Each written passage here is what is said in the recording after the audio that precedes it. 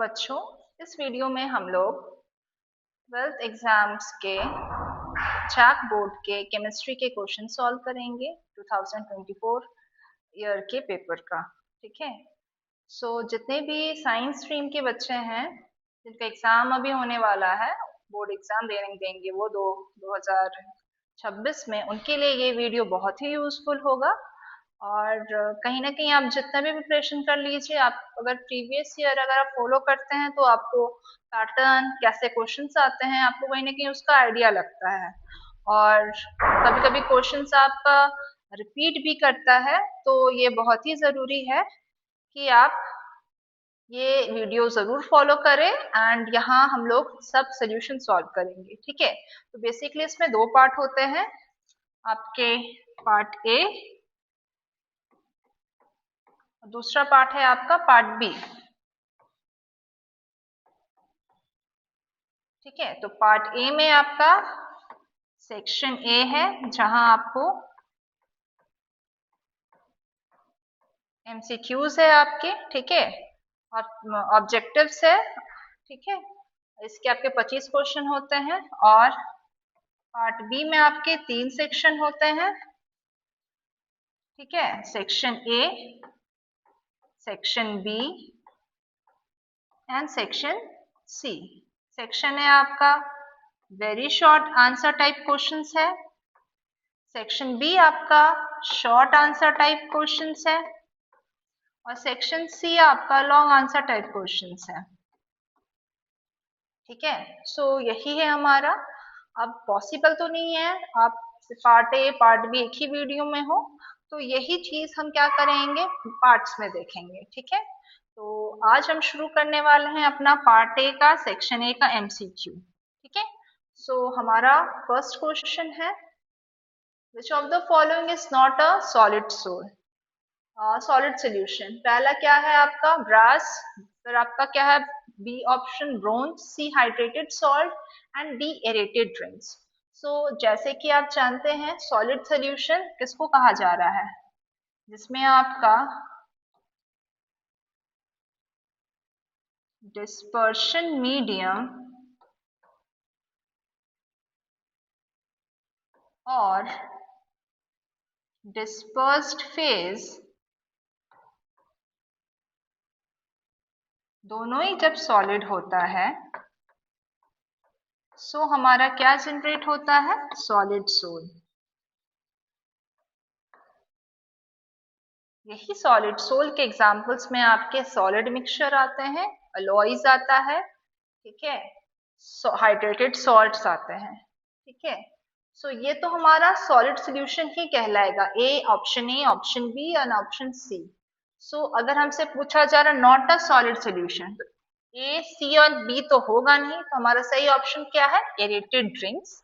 Aerated drinks में हमारा dispersion medium हो जा रहा है, एरेटेड ड्रिंक्स के केस में हमारा डिस्पर्शन मीडियम हो जा रहा है लिक्विड वाटर। ठीक है। एंड डिस्पर्स्ड फेज में हमारा क्या आ जा रहा है, गैस फेज वहां डिस्पर्स्ड है। कार्बोनेटेड ड्रिंक्स जनरली जो हमारी यूज होती है कोल्ड ड्रिंक्स के तौर पे। ठीक है। इस क्वेश्चन का सही ऑप्शन है ऑप्शन डी। अब आइए देखते हैं नेक्स्ट क्वेश्चन। अब what is the molality of a solution formed when 58.5 gram of NaCl is dissolved in 20 gram of water. हमें सोल्यूट का मास गिवन है और यहाँ पे हमें सॉल्वेंट का मास दिया हुआ है। ठीक है। तो मोलालिटी में हमें क्या होता है, सॉल्वेंट का मास रिक्वायर्ड होता है। तो सबसे पहले हम क्या कैलकुलेट कर लेंगे, मोलर मास, जिससे हम क्या निकालेंगे, नंबर ऑफ मोल्स। तो मोलर मास के लिए आपको पता होगा सोडियम का 23 और क्लोरीन का कितना होता है 35.5। इसको कैलकुलेट करने पे कितना आएगा 58.5। हमारा नंबर ऑफ मोल्स क्या निकल जाएगा, नंबर ऑफ मोल्स बराबर given mass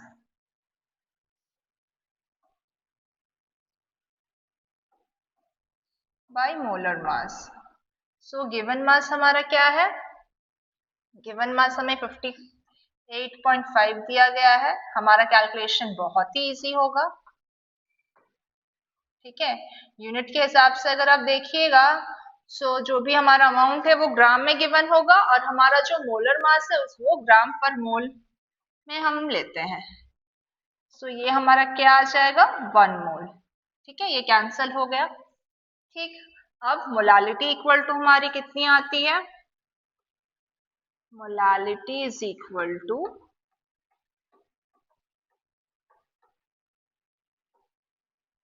number of moles divided by mass of solvent. ठीक है, और वो किस में होगा, हमारा केजी में होगा। सो हमें कितना गिवन है, 200 ग्राम। अगर हम केजी में लेंगे तो ये कितना आ जाएगा, 0.2 केजी। ठीक है, सो नंबर ऑफ मोल्स यहाँ हमारा कितना आ रहा है, 1 मोल divided by mass of solvent. Mass of solvent हमारा कितना है, 0.2 केजी। सो ये हमारा कितना आ जाएगा, 5 मोल्स पर केजी। ठीक है, और अगर हम मोलालिटी का यूनिट्स में लिखेंगे तो क्या इसको हम लिख सकते हैं, 5m, स्मॉल m। ठीक है, अब आप देखिएगा हमारा कोई भी ऑप्शन इससे सिमिलर नहीं है। सो हमारा करेक्ट आंसर हमारा 5 मोलर ही है, लेकिन यहाँ पे कहीं पे भी वो अवेलेबल नहीं है, इसमें सारे ही ऑप्शन उसके गलत दिए रखे हैं। ठीक है, अब हम आगे बढ़ते हैं। Which of the following is colligative property? तो colligative property वो प्रॉपर्टी होती है जो concentration डिपेंडेंट होती है, मतलब सल्यूट का कितना कंसंट्रेशन है वो उस पर निर्भर करता है। सो जैसा कि आपने पढ़ा होगा, 4 कॉलिगेटिव प्रॉपर्टीज होती है। पहली होती है relative lowering of vapour pressure. आपका पहला ऑप्शन क्या दिया गया, relative lowering of fluid pressure. So ये तो कॉलिगेटिव प्रॉपर्टी नहीं हुई। सेकंड आपका क्या होता है, एलिवेशन इन बॉइलिंग पॉइंट। यहाँ पे क्या दिया गया, डिक्रीज इन बॉइलिंग पॉइंट, तो ये भी नहीं होगा हमारा। यहाँ पे ये वेपर प्रेशर होता है, और यहाँ पे क्या होता है, एलिवेशन इन बॉइलिंग पॉइंट। ठीक है, नेक्स्ट आपका क्या, डिक्रीज इन फ्रीजिंग पॉइंट। तो डिक्रीज इन फ्रीजिंग पॉइंट हमारा होगा, क्योंकि ये हमारा आपके जैसे बुक्स में भी मेंशन होगा, डिप्रेशन एंड फ्रीजिंग पॉइंट। तो यही आपका सही ऑप्शन है, ये क्वालिटेटिव प्रॉपर्टी है। सो हम तीन प्रॉपर्टी तो देखिए क्वालिटेटिव वाला। चौथा हमारा होता है ऑस्मोटिक प्रेशर। ये भी ऑप्शन तो गलत ही हुआ, क्योंकि हमारा सही ऑप्शन क्या है, ऑप्शन सी, ऑस्मोटिक प्रेशर।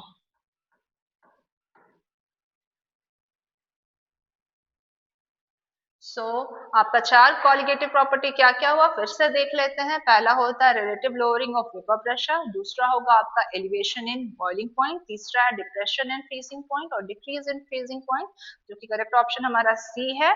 और चौथा हमारा कॉलिगेटिव प्रॉपर्टीज क्या है, ऑस्मोटिक प्रेशर। ठीक है, अगर मान लीजिए यही क्वेश्चन आपसे फिर से पूछ दिया नॉट के टर्म्स में, तो आपको पता होना चाहिए बाकी तीन के बारे में भी क्या क्या होती है। तो मैंने बाकी तीन भी मेंशन कर दिया है। ठीक है, अब नेक्स्ट हम देखते हैं नेक्स्ट क्वेश्चन। ये इलेक्ट्रोकेमिस्ट्री से आपका क्वेश्चन है। इसमें आपको ईएमएफ ऑफ द सेल निकालना है, जो कि एक निकल कॉपर इलेक्ट्रोड का सेटअप किया गया है। ठीक है, जिसमें इनके स्टैंडर्ड रिडक्शन पोटेंशियल मेंशन्ड है, निकल के एंड कॉपर के। सो सिंस यहाँ पर रिएक्शन गिवन नहीं है, आप एक आइडिया लगा सकते हैं इसका रिएक्शन क्या होगा। जब भी आपका स्टैंडर्ड इलेक्ट्रोड पोटेंशियल पॉजिटिव में जिसका होता है, उसका ऑक्सीडाइजिंग टेंडेंसी आपका ज्यादा होगा कंपेयर टू जिसका नेगेटिव में है।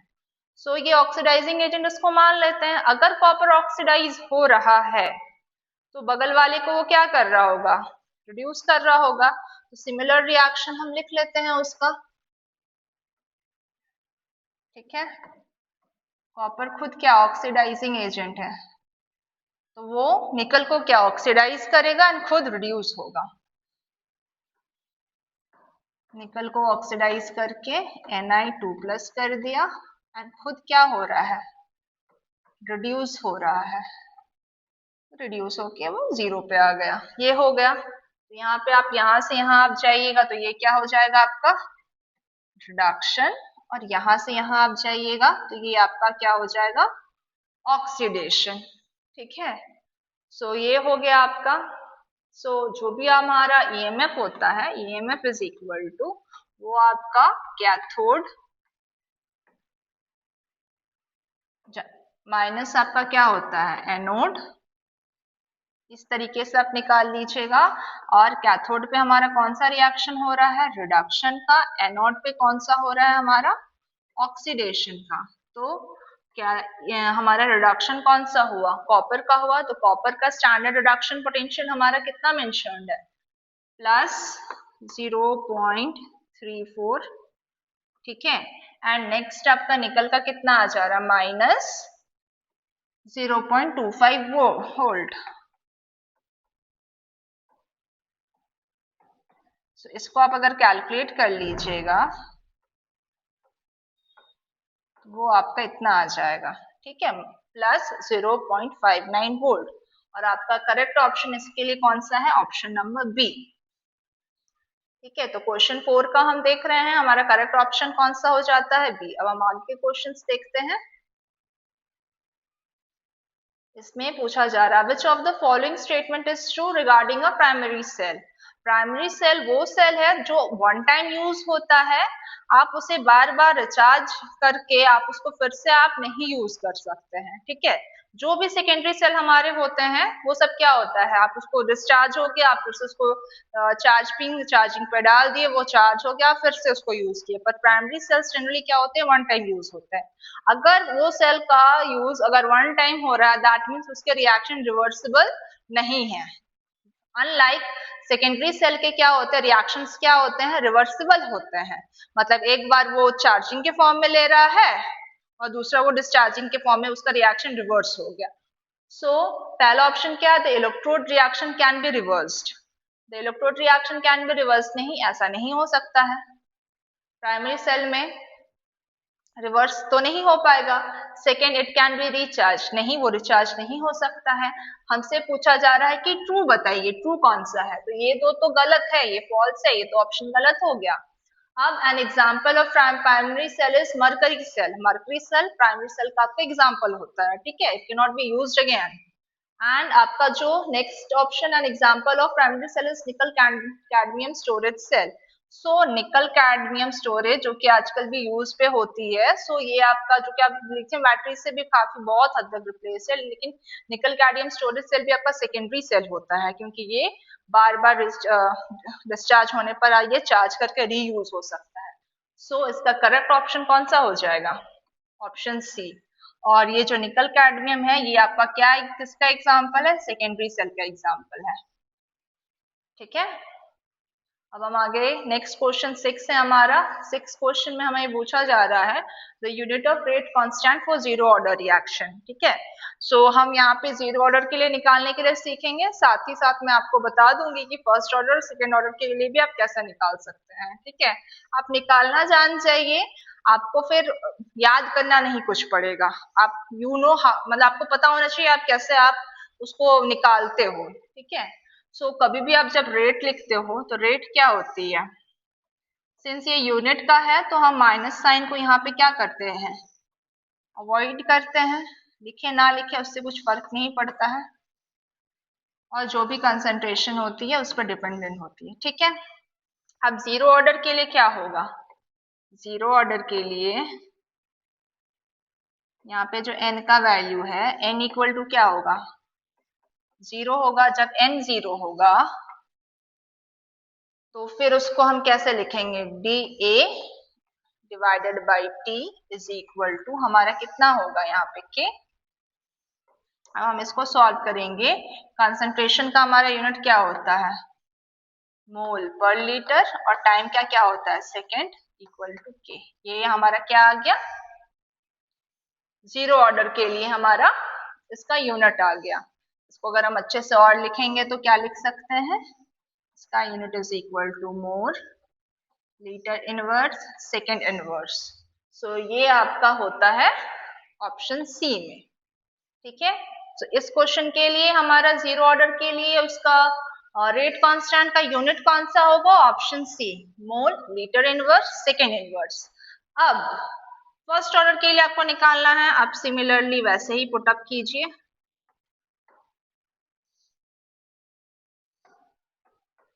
एन हमारा क्या हो जाएगा 1।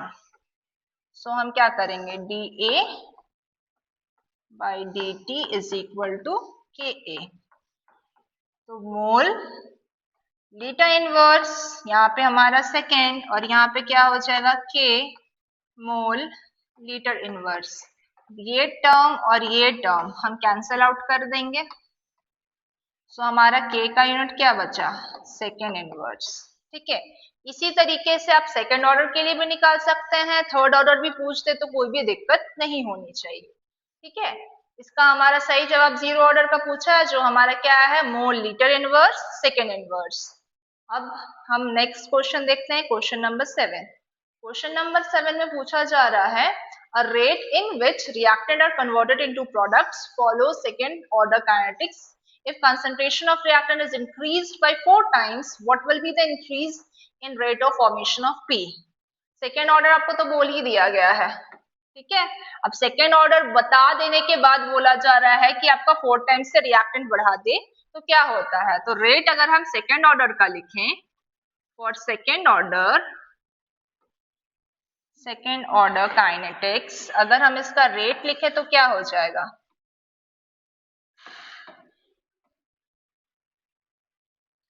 Rate will be equal to rate constant और कंसंट्रेशन के पावर में जो हमारा n है वो हमारा 2 हो जाएगा। ठीक है, अब now the concentration increases 4 times. When the concentration increases 4 times so आपका a के जगह में 4a आ जाएगा विच इज इक्वल टू 16 के ए स्क्वायर। सो आपका इंक्रीमेंट कितना हुआ, कितना टाइम्स से इंक्रीज हुआ 16 टाइम्स से इंक्रीज हुआ, क्योंकि पावर पे हमारा 2 आ रहा है, यहाँ 4 टाइम्स गिवन है तो हम पावर से जब मल्टीप्लाई करेंगे तो वो हमारे कितना हो जाएगा 16 हो जाएगा। सो हमारा सही ऑप्शन इसके लिए क्वेश्चन नंबर 7 के लिए ऑप्शन नंबर सी। ठीक है, अब जैसे थर्ड ऑर्डर काइनेटिक्स होता तो यही क्वेश्चन हमारा क्या हो जाता है कितना टाइम्स हो जाता 4 का हमें क्यूब करना पड़ता, तो 4 का क्यूब हमारा 64 टाइम्स हो जाता। ठीक है, तो इसी तरीके से आप क्वेश्चंस कर लीजिएगा। अब हम आगे देखते हैं। Oh sorry, what is the order of reaction of the graph of concentration versus time. ठीक है, तो यहाँ हमें ग्राफ दिया गया है, स्लोप प्लॉटेड है एंड हमें ऑप्शंस दिए गए हैं, जीरो ऑर्डर है, फर्स्ट ऑर्डर है, सेकंड ऑर्डर है या नन ऑफ दीज है। तो हम सबसे पहले क्या करते हैं जीरो ऑर्डर के लिए चेकआउट करते हैं कि उसके लिए क्या होगा। फॉर जीरो ऑर्डर, तो जीरो ऑर्डर जैसे हम जानते हैं रेट हमारा क्या होगा, इतना तो हम जान ही गए हैं, रेट इज इक्वल टू हमारा minus D A by D T is equal to हमारा rate constant into concentration terms. Concentration terms हमारा जीरो हो जाता है तो वो हमारा मल्टीप्लाइड बाई के इंटू 1 के ही आ जाएगा। ठीक है, इसको हम डायरेक्टली हम ऐसे के ही लिख दे रहे हैं इंटू 1। ठीक है, इसका value a to the power 0 हमेशा पावर आपका 1 होगा। ठीक है, तो हम इसको हम ऐसे लिख सकते हैं।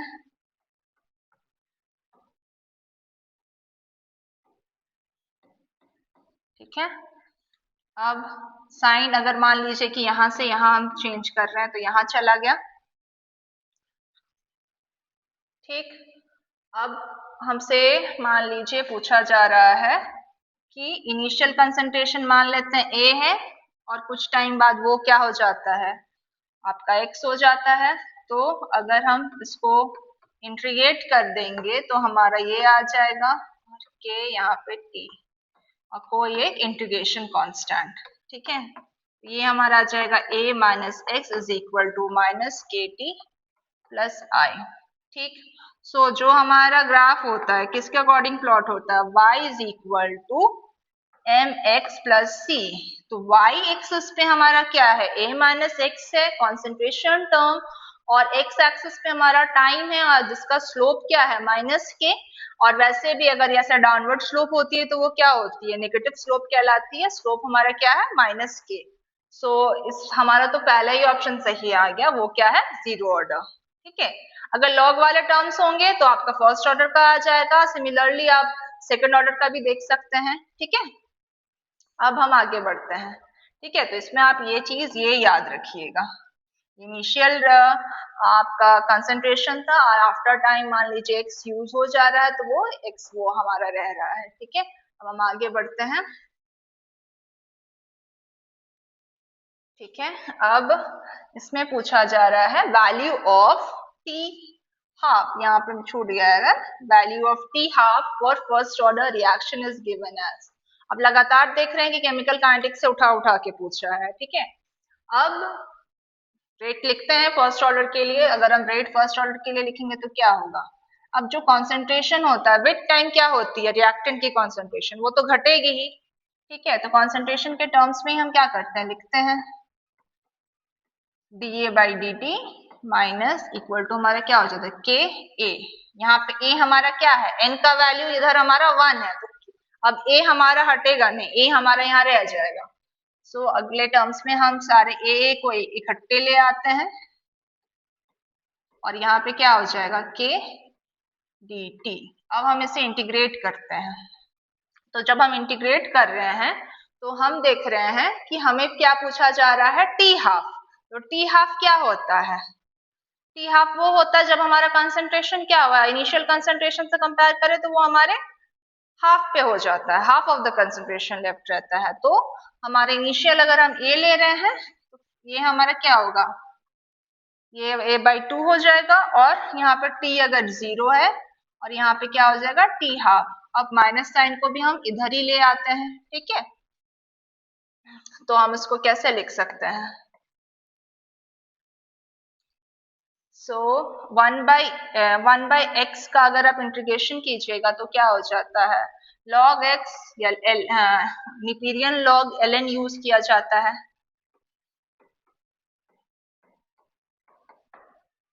माइनस टी, यहाँ पे k कांस्टेंट है, यहाँ पे t 0, यहाँ पे t हाफ। इसको अगर हम लिखेंगे एल ए, यहाँ पे क्या हो जाएगा a बाई 2 माइनस के, यहाँ पे t 0 माइनस t 1 बाई 2। सो अगर हम इसको सॉल्व करें तो क्या हो जाएगा, इक्वल है हमारा, इसको अगर हम सॉल्व करते हैं तो हमारा क्या हो जाएगा ln 2 इज इक्वल टू हमारा minus k T into T zero, ये टर्म्स क्या हो जाएंगे, अगर हम इसको लिखते हैं तो कैसा आएगा, माइनस के 0 प्लस के, तो ये तो टर्म हमारा 0 हो गया, बचा हमारा ये टर्म, तो हम क्या लिखते हैं के 1 बाई 2। ठीक है, तो ln 2 का वैल्यू हमारा होता है 0.693 is equal to k t half. सो यहाँ पे हमारा टी हाफ का वैल्यू क्या हो जाएगा, 0.693 बाई के। सो हम ऑप्शंस मिला लेते हैं, जहां पे हमारा t half is equal to 0.639 by k given है, वो हमारा सेकेंड ऑप्शन है। तो क्वेश्चन 9 का सही ऑप्शन आपका कौन सा है, ऑप्शन नंबर बी। ठीक है, आई होप आपको ये समझ में आ गया होगा। मैं फिर से रिपीट कर दे रही हूँ, जैसे कि जो आपका रेट है वो decrease in concentration with respect to time is equal to आपका क्या हो जाएगा, रेट कांस्टेंट इनटू कंसंट्रेशन। पर जब आप उसे इंटीग्रेशन कीजिएगा, सो आप कहाँ से कहाँ स्टार्ट कर रहे हैं, आप इनिशियल कंसंट्रेशन ए से आप जा रहे हैं उसके हाफ ऑफ द कंसंट्रेशन तक, और यहाँ पे आप टाइम 0, जब उसका इनिशियल कंसंट्रेशन फुल होता है और टाइम तो तब आपका स्टार्ट ही हो रहा है, टी 0 होता है और टी हाफ तक हमें जाना है, तो ये वाला पार्ट तो कैंसिल हो गया, और इधर हमारा क्या आया, ln 2 is equal to k t half, और आपका ln 2 का वैल्यू हम डाल देते हैं 0.693 is equal to k t half, और t half is equal to 0.693 divided by k. So आपका सही ऑप्शन आपका कौन सा हो जाता है, बी। अब हम आगे बढ़ते हैं अपने क्वेश्चन नंबर 10 की तरफ। क्वेश्चन नंबर 10 में पूछा जा रहा है the element with anomalous electronic configuration in 3D series are. ये 3D सीरीज आपका ट्रांजिशन मेटल सीरीज का सीरीज है। ठीक है, वहां से पूछा गया है। एनोमोलस शब्द का मतलब होता है अब नॉर्मल, एनामोलर शब्द का मतलब होता है अब नॉर्मल में होना, तो सब ये ट्रेंड फॉलो कर रहे थे, इसमें कुछ अलग कॉन्फ़िगरेशन हो जा रही है। तो वही पूछा जा रहा है कि किसमें अलग कॉन्फ़िगरेशन हो जा रही है। तो इसके लिए हम क्या करते हैं, सारे के ही कॉन्फ़िगरेशन चेकआउट कर लेते हैं, फिर हम उससे पिक आउट कर लेंगे कि कौन सा हमारा उसमें एनामोलस बिहेवियर शो कर रहा है, ये एनामोलस इलेक्ट्रॉनिक कॉन्फ़िगरेशन शो कर रहा है। तो सबसे पहला हमारा क्या है, क्रोमियम, फिर हमारा आयरन, फिर हमारा कॉपर, उधर में हमारा जिंक। तो हम सबके यहाँ पे एटॉमिक नंबर लिख देते हैं, क्रोमियम का 24, आयरन का 26, कॉपर का 29, जिंक का 30। सो क्रोमियम का हमारा ये है, तो मैं बैलेंस वाले ही लिख रही हूँ, आगे आपका आर्गन आ जाता है। तो 3d5 4s1, यहाँ पे क्या हो जाएगा 3d6 4s2, इधर क्या हो जाएगा 3d10 4s1, यहाँ पे क्या हो जाएगा 3d10 4s2। तो जनरली जब आप सारे ही एलिमेंट 3D सीरीज का देखिएगा तो वो पहले अपने और इलेक्ट्रॉन्स 4s के ऑर्बिटल्स में पहले डाल देता है, फिर वो जाता है अपने d में। लेकिन यहाँ क्रोमियम के केस में आप देख रहे हैं, क्रोमियम के केस में क्या हो रहा है, क्रोमियम के केस में हम देख रहे हैं कि क्या हो रहा है, क्रोमियम के केस में और कॉपर के केस में कि s में उसका एक ही इलेक्ट्रॉन फिल्ड हो रहा है, लेकिन d में उसका फिलिंग हो जा रहा है। तो ये केस जब हो रहा है, ये है आपका D5 का सेल, D5 में। तो D5 वो क्या होता है, हाफ फिल्ड ऑर्बिटल, ये हो जा रहा है आपका हाफ फिल्ड ऑर्बिटल का केस, और ये हो जा रहा है आपका फुल फिल्ड ऑर्बिटल का केस। ठीक है, ये दो चीज हो रहा है। तो जैसे कि हमें पता है हाफ फिल्ड और फुल फिल्ड ऑर्बिटल स्टेबल होते हैं, तो वो देखता है कि अच्छा ठीक है, वैसे होके मैं स्टेबल हो पाऊंगा, तो ठीक है मैं एक चांस लेके स्टेबल हो जाता हूँ। इस कारण से वो क्या करते हैं, एनामोलस इलेक्ट्रॉनिक कॉन्फ़िगरेशन दिखाते हैं। ठीक है, अब हम आगे बढ़ते हैं अगले क्वेश्चन की तरफ। ठीक है, lanthanoid contraction is due to, जैसे कि आप जान रहे हैं, ये लैंथेनॉइड मींस क्या, लैंथेनम सीरीज को डिनोट कर रहा है। कॉन्ट्रैक्शन मतलब क्या होता है, श्रिंकिंग, सिकुड़ना, कॉन्ट्रैक्ट करना। ठीक है, तो lanthanoid contraction is due to increase in क्या, तो हम तो देखते हैं कि हमारा एटॉमिक नंबर बढ़ रहा है। अब एटॉमिक नंबर जब बढ़ रहा है तो ये जाहिर सा बात है कि आपका कॉन्ट्रैक्शन तो नहीं होना था एटॉमिक रेडियस का, वो तो आपका क्या होना था, बढ़ जाना था। बट क्या होता है कि हमारा एटॉमिक रेडियस कम हो जाता है। तो एटॉमिक रेडियस अगर कम हो जा रहा है, कंपेरेबल हो जा रहा है 45D सीरीज का, तो ऐसे क्यों हो रहा है, तो हम देख रहे हैं कि वो किस कारण हो रहा है कि जब एटॉमिक नंबर बढ़ रहा होता है तो आपका जो भी increase in the atomic number हो रहा है, तो जो भी एक्स्ट्रा इलेक्ट्रॉन्स आ रही है वो आपके एफ ऑर्बिटल्स में फिलअप होती है। अब एफ ऑर्बिटल्स का इतना डिफ्यूज शेप होता है कि वो ठीक से स्क्रीनिंग नहीं कर पाता है। स्क्रीनिंग का मतलब समझिए कि घेराबंदी, वो ठीक से घेराबंदी नहीं कर पा रहा है। अब घेराबंदी नहीं कर पा रहा है तो क्या हो रहा है कि इफेक्टिव न्यूक्लियर चार्ज जो है वो कहीं ना कहीं बढ़ जा रहा है। ठीक है, वो बढ़ जाने के कारण वो जो पुल हो रहा है आउटर इलेक्ट्रॉन की तरफ, वो कहीं ना कहीं थोड़ा ज्यादा हो रहा है। एटॉमिक रेडियस जितना बढ़ना था उतना बढ़ नहीं पा रहा है, वो थोड़ा बहुत श्रिंक कर जा रहा है। इस कारण लैंथेनॉइड कॉन्ट्रैक्शन होता है। होता क्या है, जैसे ही हम ग्रुप में टॉप टू बॉटम जाएंगे तो हमारा क्या होता है, साइज बढ़ना चाहिए। लेकिन हम देखते हैं कि 4D 5D का कंपेरेबल होता है। क्यों क्यों ऐसा होता है, क्योंकि एटॉमिक नंबर बढ़ रहा है, लेकिन जो भी इंक्रीज हो रही है इलेक्ट्रॉन्स में, वो इलेक्ट्रॉन्स कहाँ पे प्लेस हो रहे हैं, एफ ऑर्बिटल में। और एफ ऑर्बिटल का शेप डिफ्यूज होता है, वो ठीक से घेराबंदी नहीं कर पाता है, जिस कारण से साइज में कॉन्ट्रैक्शन हो जाती है और लैंथेनाइड कॉन्ट्रैक्शन हो रहा है। तो जब लैंथेनाइड कॉन्ट्रैक्शन क्यों हो रहा है, क्यों कहीं ना कहीं इफेक्टिव न्यूक्लियर चार्ज उसका बढ़ रहा होता है। कारण इसका आप लिख लीजिए, लिख सकते हैं कि due to poor shielding effect of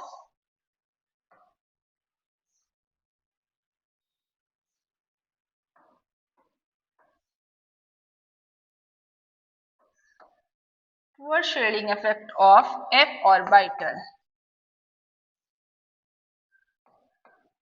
ठीक है, अब शील्डिंग ऑर्डर अगर हम देखेंगे तो वो कैसे होता है, अगर हम शील्डिंग ऑर्डर अगर हम देखेंगे ऑर्बिटल्स का, तो सबसे ज्यादा आपका होता है s ऑर्बिटल का, फिर p ऑर्बिटल का, फिर d ऑर्बिटल का, फिर f ऑर्बिटल का। F का सबसे पुअर स्क्रीनिंग इफेक्ट होता है, स्क्रीनिंग इफेक्ट होता है, शील्डिंग इफेक्ट होता है, जिस कारण से वो क्या करता है, अच्छे से घेराबंदी नहीं कर पाता है और आपका एटॉमिक रेडियस जितना बढ़ना चाहिए उतना नहीं बढ़ पाता है, वो सिकुड़ जाता है। यही फेनोमेना को हम क्या कह रहे हैं, लेंथेनल कॉन्ट्रैक्शन। और किस वजह से हो रहा है, इलेक्ट्रॉन्स तो बढ़ जा रहे हैं पर वैसे ही आपका इफेक्टिव न्यूक्लियर चार्ज बढ़ जा रहा है, क्योंकि f ऑर्बिटल्स में जो एक्स्ट्रा इलेक्ट्रॉन्स जा रहे हैं वो शील्ड नहीं कर पा रहे हैं। ठीक है, अब आइए देखते हैं हम अपना अगला question. Which of the following complexes is homoleptic. Homo word का मतलब आप जानोगे कि क्या होता है, सेम, जैसे होमोजीनियस मिक्सचर, सेम कॉम्पोजिशन वाले, सेम या कांस्टेंट। ठीक है, इन चारों ऑप्शन में आपको सेम क्या दिख रहा है, पहला ऑप्शन में ही देखोगे कि आपका लिगेंड सब सेम है। ठीक है, तो यही हमारा होमोलेप्टिक कंपाउंड है। दूसरा सब हमारा क्या हो जाएगा, ये सब आपका हेट्रोलेप्टिक कंपाउंड्स में आ जाएंगे, ये heteroleptic complexes, heteroleptic complexes which have more than one ligand, more than one ligand। अगर लिगेंड एक से ज्यादा होगा वो हमारा हेट्रोलेप्टिक होगा। ठीक है, तो क्वेश्चन नंबर 12 का सही आंसर है ऑप्शन ए। अब आइए देखते हैं next question, an example of bidentate ligand. So ligand क्या होती है, वो सेंट्रल मेटल एटम्स या आयन से अटैच होती है। अब अगर उसकी डेंटिसिटी एक होगी तो वो मोनोडेंटेट होगा, दो होगी तो बाइडेंटेट होगा। सो इसमें हम सही ऑप्शन आपका क्या हो जाएगा, ऑक्सलेट आयन, ऑक्सलेट आयन। ठीक है, सो ऑक्सलेट आयन में हम देखते हैं कि इसका स्ट्रक्चर कैसे होगा। अगर हम इसका स्ट्रक्चर देखें,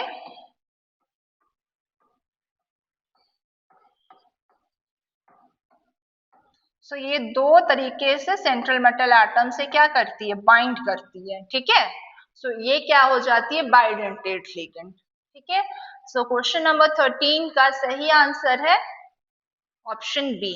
अब हम आगे के एमसीक्यूज अगले वीडियो में देखेंगे। यहाँ तक बने रहने के लिए धन्यवाद।